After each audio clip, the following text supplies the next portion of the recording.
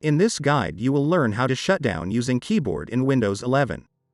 First, press Alt-Control-Delete on your keyboard. Press Enter to expand the menu. Press the Tab key to select the power button.